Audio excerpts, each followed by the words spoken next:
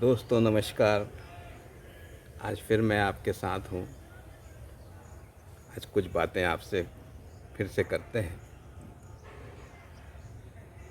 महात्मा गांधी ने एक बार कहा था कि अगर देश को जानना है, उसको समझना है, तो आपको रेल यात्राएं करनी चाहिए। ये एक तरीका हो सकता था जब हम रेल यात्रा से दुनिया को जान सकते थे, देश को जान सकते थे, लोगों को जान सकते थे। लेकिन समय के साथ सब चीज़ें बदलती जाती हैं। उसके बाद देश और दुनिया को जानने के लिए एक उपाय ये भी होता है कि हम किताबों को पढ़ें।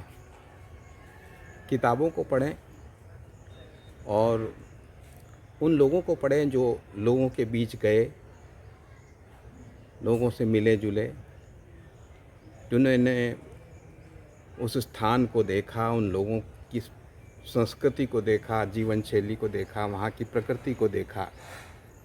तो उन पुस्तकों को, उन यात्रियों को, उनकी लिखी पुस्तकों को पढ़ें तो भी हम देश और दुनिया को जान सकते हैं और बहुतेरे रूप से इसका लाभ लोगों ने उठाया भी। लेकिन समय के साथ साथ सब चीज़ें बदलती जाती हैं। ये कहा गया है कि एक लेखक की किताब को पढ़ना, उसने जितना संघर्ष किया, उसने जितनी यात्राएं की, उसने जितना अनुभव बटोरा, उस एक किताब से सैकड़ों पाठक जो उस किताब को पढ़ते हैं, उनको बहुत सारा, उतना तो नहीं, वो अनुभव, जीवंत अनुभव तो नहीं ले सकते, लेकिन वो सब उनको मिल जाता है जो उस यात्री ने, उस लेखक ने उन चीज़ों से गुजर कर पाया है। तो ये एक तरीका हो सकता है कि या तो आप खुद यात्राएं करें, लोगों के बीच जाएं, मिलें जुलें, अनुभव लें, चीज़ों को देखें, समझें, प्रकृति का नज़ारा देखें। और दूसरा ये है कि जिन्होंने ये सब किया है उनके अनुभवों को पढ़ें, उनके किस्सों को सुनें, उनकी सभाओं में बैठकर उनसे बातचीत करें, तो वो सारा अनुभव हम देख सकते हैं।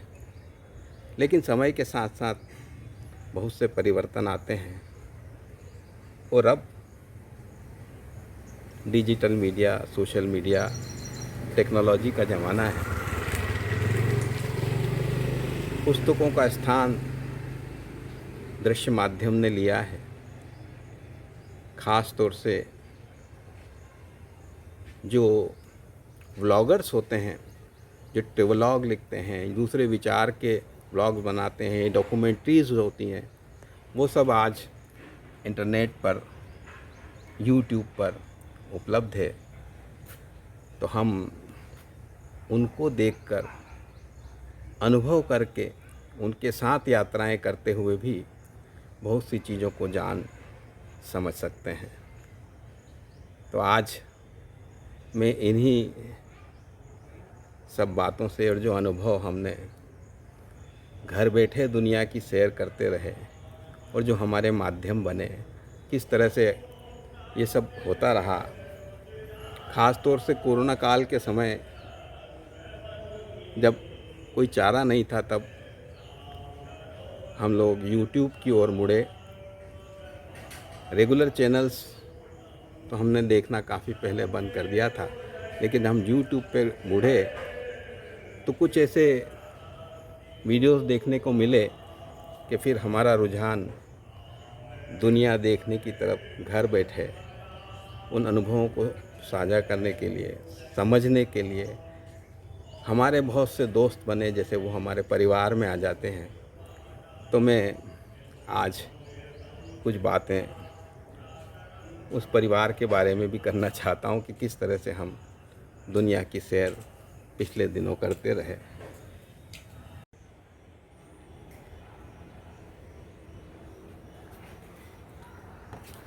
रेगुलर टीवी चैनलों से जब हम दूर हुए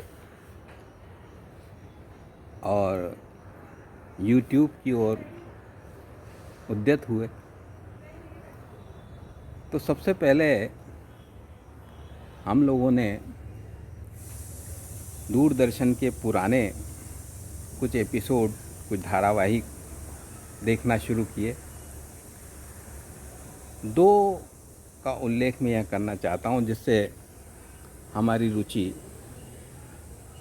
इतिहास को जानने, लोगों को जानने में हुई। एक तो भारत एक खोज, जो जवाहरलाल नेहरू जी की डिस्कवरी ऑफ इंडिया के लेखों पर आधारित है, जिन्होंने जिस दृष्टि से दुनिया को देखा, भारत को देखा, भारत के इतिहास को देखा। दूसरा तमस। ये दो धारावाहिक हमने सबसे पहले इनका पुनरावलोकन किया और उसके बाद फिर हम YouTube पर धीरे धीरे अन्य चीज़ों की ओर चले जाने लगे और एक दुनिया को जानने की, देश को जानने की, निकट से जानने की इच्छा होती रही। तो सबसे पहले हिंदी में ट्रेवलॉग जो हमें देखने को मिला और जिससे फिर हम हमेशा के लिए जुड़ गए। सबसे पहले तो हमने उसके सारे व्लॉग्स एक साथ देख लिए और अब तो हम नियमित जब भी उस पर पोस्ट होता है हम देखते हैं। उसमें सबसे पहला था दिल्ली के हरीश बाली जी का वीज़ा टू एक्सप्लोर। हरीश बाली जी केवल भारत के स्थानों की ही सैर करते थे और उन्होंने नौकरी छोड़कर इस काम में हाथ डाला था। लगभग पूरा भारत वो घूम चुके हैं और उनकी विशेषता ये कि वे केवल खुद नहीं घूमते, उनके साथ पूरी उनकी टीम चलती है, उनका कैमरामैन चलता है, उनकी टीम 3 लोगों की टीम होती है और वे हिंदी में बहुत अच्छे से बताते हैं। ये मैं आपको आगे के मेरे वीडियोस में सबको अलग अलग उनकी विशेषताओं के बारे में बताऊंगा भी। मैं संक्षेप में आज के इस एपिसोड में केवल आपको उन लोगों से परिचित करा रहा हूँ जिनको हम देखते रहे हैं और आप लोगों ने भी देखना चाहिए, बहुत अच्छा। तो ये भारत के एपिसोड इनके द्वारा, और भी लोग हैं जो केवल भारत में बनाते रहे। दूसरे जो हिंदी ब्लॉग्स में ब्लॉगर्स जो हैं उनमें एक और जाना पहचाना जो सबसे पुराने हैं उनमें माउंट ट्रेकर, ये वरुण वागीश हैं, जो इनसे प्रेरणा लेके बहुत से लोग बाद में इस क्षेत्र में आए और उन्होंने बड़े और आगे चलकर जोखिम उठाते हुए बड़े बड़े यात्रा ब्लॉग्स बनाए हैं, वो मैं बताऊंगा आपको। तो ये 2 नाम थे, हरीश बाली और वरुण वागीश। इनको आज भी देखते हैं, लेकिन जब ये आते हैं सप्ताह में 1 बार 2 बार तब इनके आते हैं, लेकिन हमने पहले सारे इनके देखे तो हम अपने आप को इसको देखने की एक हमको समझ पैदा हुई। उसके बाद एक हैं हरियाणा के दीपांश सागवान, नॉमेडिक इंडियन के नाम से इनका ब्लॉग है। ये बहुत रिस्क लेके, बहुत जोखिम लेके, इनके इसमें बहुत ऊर्जा होती है। ये बहुत युवा हैं और बहुत संघर्ष करते हैं। इनको देखना अपने आप में बहुत आनंद देता है और हमको लगता है कि हम इनके साथ क्या, हम अपने परिवार के साथ ही भ्रमण कर रहे हैं। एक और हैं नॉमेडिक टूर, जिनके ब्लॉगर का इनका शीर्षक है, और वो तोर वशु, बहुत आत्मीय, बहुत प्रिय व्यक्ति हैं और इनका व्लॉग भी हमने पूरी दुनिया के 6 महाद्वीप सारे देखे, द्वीप समूह में भी यात्राएं की सब लोगों के साथ। तो पूरी दुनिया के मैं आपको बाद में ये सीरीज की तरह थोड़ा थोड़ा हर चीज़ का बताऊंगा। तो ये तोर वशु जो हैं ये उत्तर प्रदेश के हैं, बहुत अच्छा इनका बोलते हैं। इसी बीच में हमारी मुलाकात नॉमेडिक शुभम से हुई, एक बिहार के बहुत छोटे से गांव के जो कोटा में अपनी पढ़ाई कर रहे थे और कोटा से पढ़ाई छोड़कर ये व्लॉग में गए और दुनिया भर की सैर की। वो बिल्कुल आम इंसान हैं, बिल्कुल बिहार, और उनका जो देखेंगे आप तो गज़ब आपको खुद देखना चाहिए कि कोई कितने छोटे परिवार से छोटे, ये सारे ब्लॉगर्स जो हैं कुछ को छोड़कर बिल्कुल ज़मीन से जुड़े लोग हैं।